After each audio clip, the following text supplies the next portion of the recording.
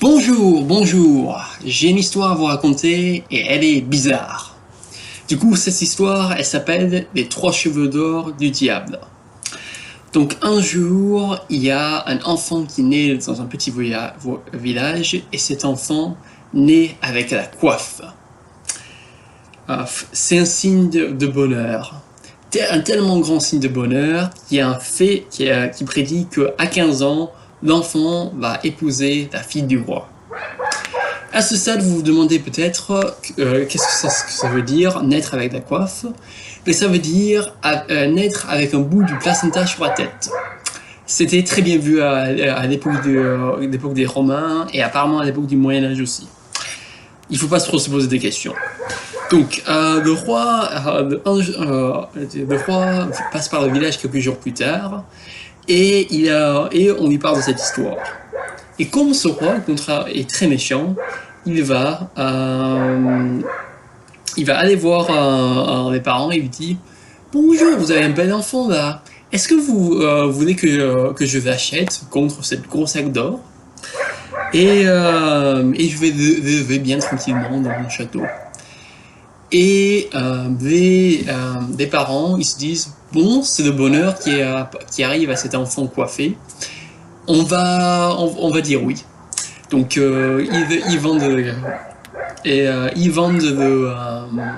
ils acceptent l'argent et le roi il met le garçon dans une caisse et la jette dans la rivière.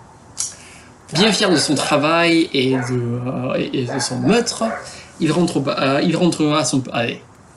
Mais cet enfant coiffé, c'est le personnage principal. Donc, il va pas mourir de bout de bois, de caisse en bois se fait coincer dans les rouleaux d'un moulin. Et il y a le meunier qui le trouve à l'intérieur et qui l'adopte.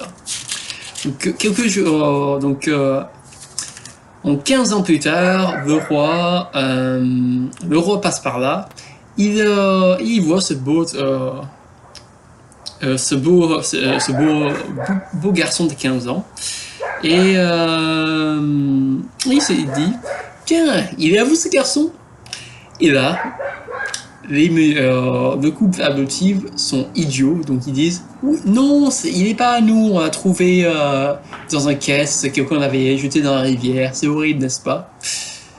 Du coup, là, le roi, il commence à être très grognon. Son première tentative d'assassinat a raté, mais peut-être que s'il s'y prenait de façon plus directe, ça marcherait. Mais ce roi a l'air d'être incapable de faire quoi que ce soit tout seul. Donc, il va offrir 2 écus d'or pour que le garçon amène un lettre à la reine. Sauf que ce garçon coiffé ne sait pas lire. Donc, et le roi a écrit sur la lettre qu'il fallait faire exécuter le garçon qui la porte. Le roi est vraiment méchant. Mais donc le garçon part et se perd tout de suite, ce qui aurait été un bon truc. Donc il regarde un peu partout et puis il voit une lumière au loin. Il va vers cette lumière et c'est une maison. Et là, il y a une vieille dame qui dit « Bonjour, qu'est-ce que vous faites là? Venez, rentrez !» Et puis elle lui dit « Ah non, vous devez repartir, parce que vous voyez, cette maison, c'est le repère des voleurs. » D'accord, cette vieille dame, elle n'a pas l'air de comprendre l'idée que les voleurs devraient se cacher, mais bon, c'est pas important. Donc elle lui dit de repartir, mais le garçon, il est là, il est épuisé, il se dit « Non, j'en peux plus. » Et il s'endort sur la table. Et là, la vieille femme, elle est pas très forte, donc elle peut pas aller le porter dehors. Elle se dit que bon, autant laisser dormir là. Donc, quand les voleurs reviennent, ils voient le garçon endormi et la vieille dame leur explique que c'est un pauvre garçon qui s'est perdu dans la nuit. Et les voleurs, ils voyaient un papier qui dépasse du poche. Dans le sort, le lisent, et là ils sont genre waouh! ce pauvre petit garçon ne sait pas de lettre qu'il est en train de livrer.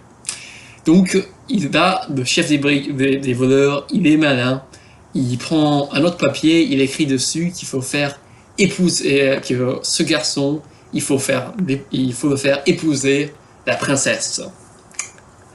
Vous voyez comment les prophéties par des faits ont tendance à se réaliser grâce aux voleurs. Donc, comme ces voleurs sont très gentils et ont absolument tendance à laisser partir des gens qui connaissent leurs repères, ils laissent partir le garçon coiffé qui continue sa route. Donc le garçon arrive au palais, il se présente aux reines et il lui montre le papier qui était censé lui demander de le tuer, mais qui veut maintenant lui faire épouser sa fille. Et là, quand la reine voit ça, elle dit « Ah non, là, ça va pas se passer comme ça. Mais le faux signature du roi devait avoir l'air très authentique parce qu'elle ne comprend pas que c'est un faux. Donc elle s'est dit d'accord. Je peux pas dire que mon mari n'a pas à tort, mais je vais quand même t'envoyer à faire une quête pour prouver que tu sois dingue de ma fille. Alors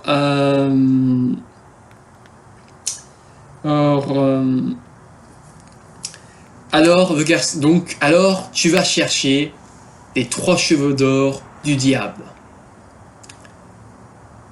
Ça aurait été une bonne question si le garçon ne croyait pas au diable, mais bon, il croyait dans le diable, du coup, il repart tranquillement du palais.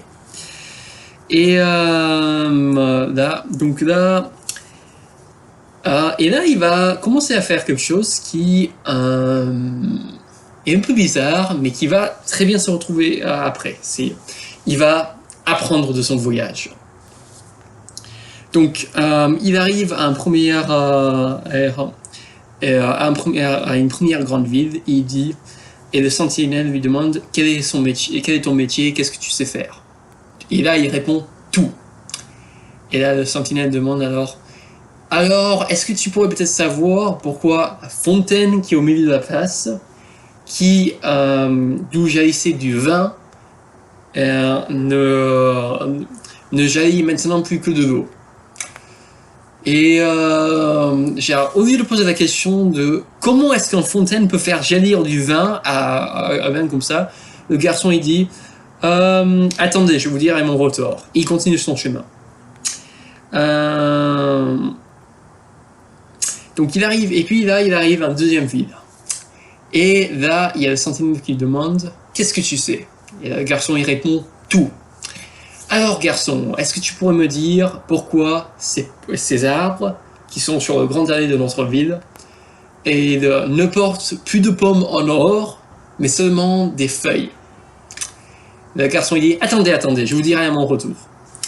Et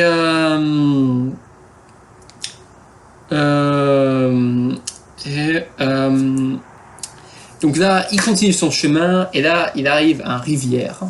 Et là, il y a le passeur. Donc le passeur, c'était à l'époque où on ne savait pas encore très bien construire des ponts sur les grandes rivières. Il y avait un gars avec une barque qui amenait les gens d'un côté à l'autre. Donc le passeur lui demande qu'est-ce qu'il sait. Et là, le garçon il répond tout. Alors que pour l'instant, il sait rien. Et là, le passeur, il dit alors dis-moi quand quelqu'un prendra ma place. Vous direz que le passeur, il n'a pas l'air très content de son métier. Attendez, je vous dirai à mon retour, les garçons. Et là, il continue. Et au calme, il trouve la porte des enfers. Ne vous posez pas trop de questions, c'est une histoire du Moyen-Âge. Donc il rentre dans l'enfer et il trouve la maison du diable et le diable n'y est pas, mais il y a sa femme, la diablesse. Que veux-tu? Non, ça c'est trop magnifique. Que veux-tu? Lui demande la diablesse. Je veux 3 cheveux d'or du diable, dit-il, bien tranquillement, apparemment pas du tout conscient de toute sa situation, mais bon.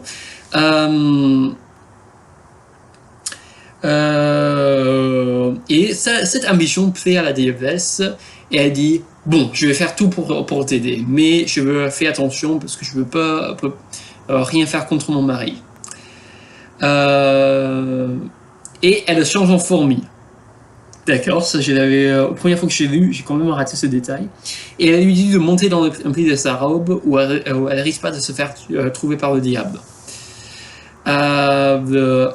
Et là, de petits fourmis coiffées, pardon, lui dit aussi, il faut que je réponde à 3 questions. Et la diablesse lui demande lesquelles, il répond les 3 questions qu'il a eues sur son chemin. Et là, la diablesse dit ça va pas être facile, mais ça va être possible. Donc, là,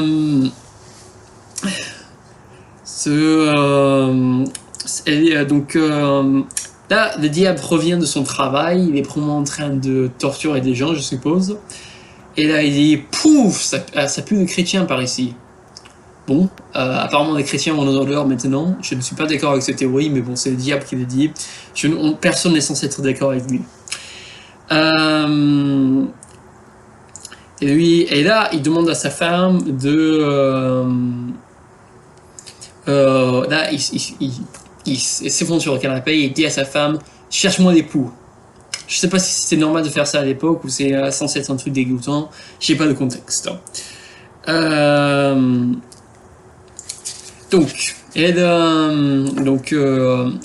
Là, la diable cherche l'époux et lentement le diable se met à s'endormir. Et là, dès qu'il se met à ronfler, la diablesse lui tire un cheveu d'or. Aïe, dit le diable. Tu m'as fait mal, qu'est-ce qu'il y a? Ah, mais j'étais en train de faire un rêve bizarre et j'ai attrapé un de tes cheveux. Ah oui, t'as rêvé de quoi? Eh bien, j'ai rêvé qu'il y avait une fontaine à une grande place et il ne coulait plus de vin. Je me demande comment ça pourrait être possible. Et là, le diable il répond bien tranquillement. Ah, s'il savait, il y a un crapaud sous la fontaine et s'il le tuait, il y aurait eu du vin qui coulerait à nouveau. Là, donc, la diablesse se remet à chercher des poux, elle a dû bien chercher depuis tout ce temps, mais apparemment, peut-être que le diable est encore entièrement couvert de poils, je sais pas. Et là, le diable se remet à ronfler très très fort, genre ronfler comme, tu sais, quand on a des coups de tonnerre qui fait tomber un peu les vitres, en ronflement comme ça. Et elle lui... et le diablesse lui tire un deuxième cheveu. Aïe, dit le diable. Elle a dit, et la femme a dit, oh désolé, j'avais encore fait un rêve bizarre. Ah oui, c'est quoi comme rêve maintenant? Eh bien, j'étais dans un grand allée et il y avait des pommiers qui faisaient des pommes en or et qui maintenant faisaient plus que des feuilles. Et là, ils disaient, oh ces imbéciles, s'ils savaient, ils avaient juste il y avait juste un rat qui mangeait racines. Il se verrait qu'il tue ce rat et tout ira bien. Et là, du coup, la diablesse se remet à chercher des poux, le diable se remet à s'endormir, et là, elle tire un troisième cheveu, et le diable, il s'est vraiment arrêté. Aïe! Mais t'as rêvé à quoi cette fois? Et elle dit, j'ai rêvé qu'il y avait un passeur sur une rivière qui se plaignait d'être condamné à toujours faire passer des gens sans que personne vienne lui prendre sa place. Qui sait d'où cela vient? Et là, le diable lui répond, ah, quel idiot! Il n'a qu'à mettre sa rame dans le main de quelqu'un du premier qui passera par là, et ce pauvre personne sera forcé à prendre sa place. Du coup, là, le diable il s'endort et dort très bien. Et du coup, le lendemain matin, il part bien en forme pour aller torturer des gens. Ouais. Du coup, la diablesse, elle change de fourmi coiffée en garçon coiffé. et elle lui donne les 3 cheveux. Elle lui dit, d'accord, c'est bien, t'as eu tout ce que t'as eu besoin? Oui, ne t'inquiète pas, je vais pas l'oublier. Merci beaucoup. Ah non, il dit même pas merci. Hein? Et du coup, donc il sort, il quitte la diablesse, il sort de l'enfer. Il passe il passe par de première ville qui a eu un crapaud sous la fontaine qui buvait tout le vin, je suppose. Ça serait un putain d'énorme crapaud à ce stade-là. Mais bon. Et il continue il est là pour... comme récompense, il demande un âne chargé en or. Il va au deuxième ville. Et là, il y a bien un rat qui a mangé toutes ses racines. Mais est-ce que cette implication, c'est que les racines étaient en train d'absorber de l'or de la terre ou bon, il faut pas trop chercher les détails. Donc il se ressent. Et là, il demande un deuxième âne chargé d'or. Et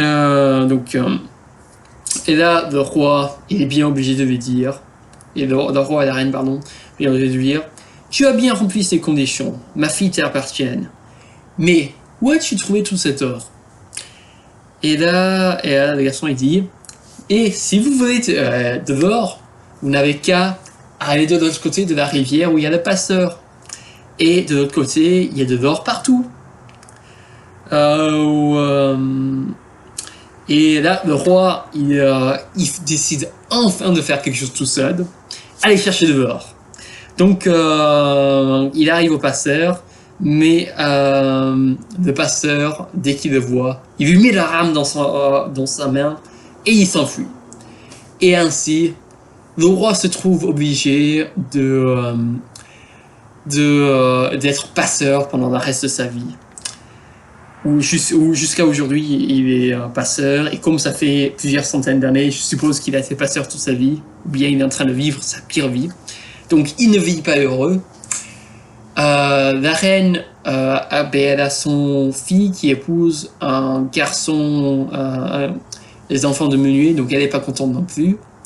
Le garçon coiffé est très content parce qu'il a eu 2 ânes d'or et un royaume. Et la princesse, mais c'est un livre du Moyen-Âge, on ne se demande jamais ce qu'elle pense de tout ça. Fin. Donc ce livre, cette histoire est assez spéciale parce que c'est un des contes traditionnels du Gévaudan. Si vous ne savez pas, Gévaudan, c'est un endroit dans le département de la Lozère où il y a eu les fameux bêtes du Gévaudan. C'est un ensemble d'histoires. C'est un ensemble de collections d'histoires pris par Félix Rimez, un des abbés du coin. Et c'est assez spécial parce que c'est écrit à la fois en français et en langue en occitan. Mais cette histoire, elle était probablement pas née au Gévaudan, elle était probablement racontée dans toute l'Europe, et ça c'est la version de Gévaudan. Merci, et passez une bonne journée.